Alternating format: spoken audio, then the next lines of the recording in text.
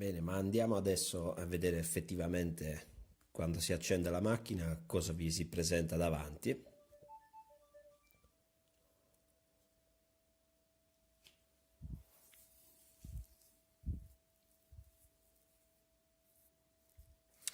Dunque, andando a guardare questa interfaccia che è tattile, ossia con dei pulsanti che sono appena, oserei dire a sfioro, sono appena percettibili al tatto delle dita.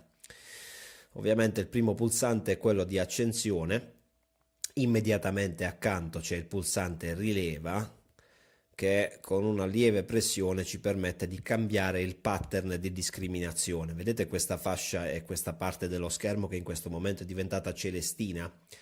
Ecco, in pratica questo è il modo del detector di eliminare alcuni segnali, questa fascia in azzurro in questo momento col pattern 1, e suonare tutti quelli che ovviamente avanzano nella parte superiore dello schermo. Questo elimina buona parte, oserei dire anche troppo, del ferro più tutto quello che gli può venire sopra, lasciando solo e soltanto le fasce di una conduttività un po' più bassa. E ovviamente poi c'è anche la ferrosità. Particolarità di questa macchina di Minelab è che vi dà un riscontro VDI multiplo, ossia misto, e dà non solo la conduttività dell'oggetto al di sotto della piastra, ma anche la ferrosità, la percentuale di ferro che compone questo oggetto.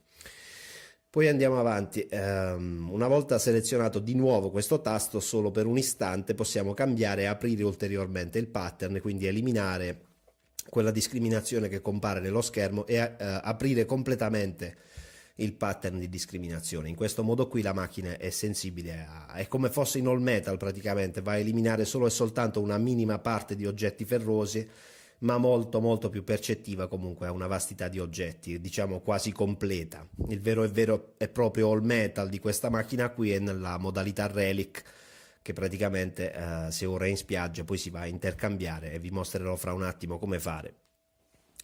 Poi abbiamo il pulsante accetta e rifiuta.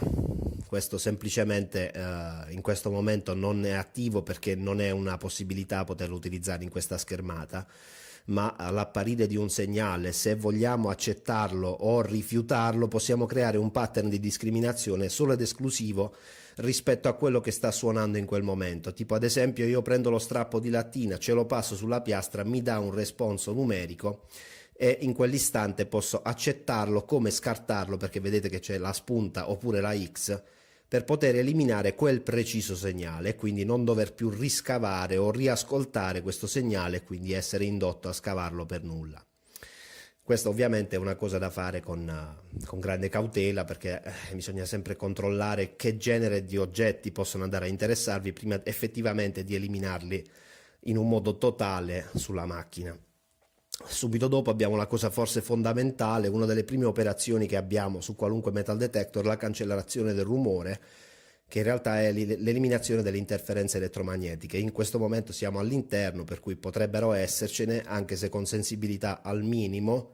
Andiamo a fare questa cancellazione del rumore e come vedete in automatico parte una procedura di pochi secondi che la macchina va a concludere nell'arco di circa un mezzo minuto.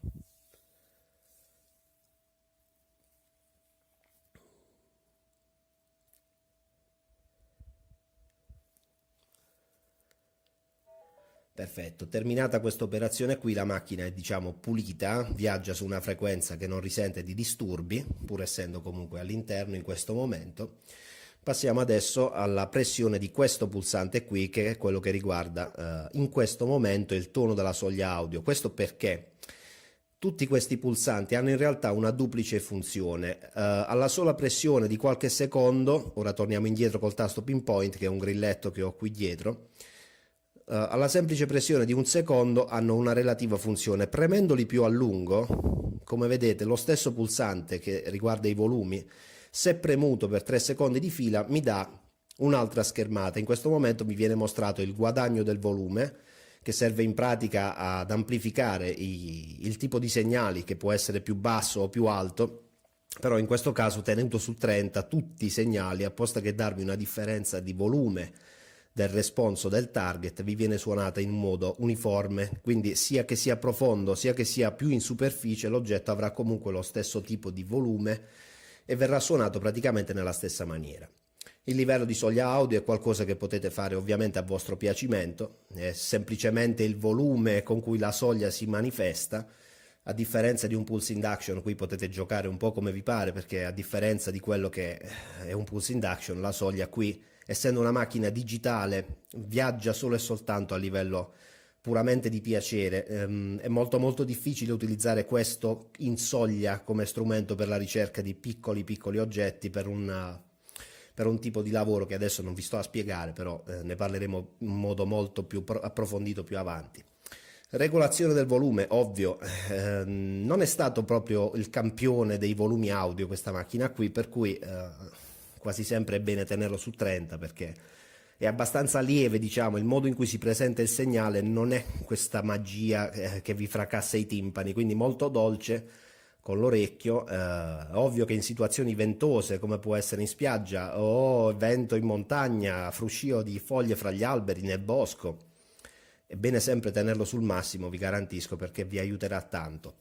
E poi il tono di soglia audio, ancora una volta, è una cosa a vostro piacimento, perché non va a fare altro che regolare il tipo di suono con cui la soglia si manifesta, e potete sceglierlo, c'è una vastissima scelta, c'è uno andando avanti praticamente ha fino a 30 toni differenti della sola soglia.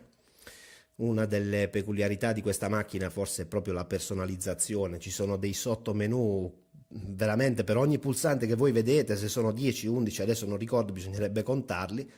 Voi avete altrettanti sottomenu, quindi circa 22 pagine di menu che possono andare ad essere ampliate, modificate e salvate ovviamente a vostro piacimento. Si ritorna indietro sempre col tasto pinpoint e ricompare la prima schermata. Prima schermata che ovviamente vi dà la modalità, il pattern di discriminazione che state utilizzando, l'eventuale orario, il livello di retroilluminazione, se è attivo o meno. Ovviamente ci sono 10 livelli differenti di illuminazione dello schermo in base alla luce con cui state andando in giro, potete risparmiare batteria anche grazie a questo, e ovviamente il livello di carica delle batterie.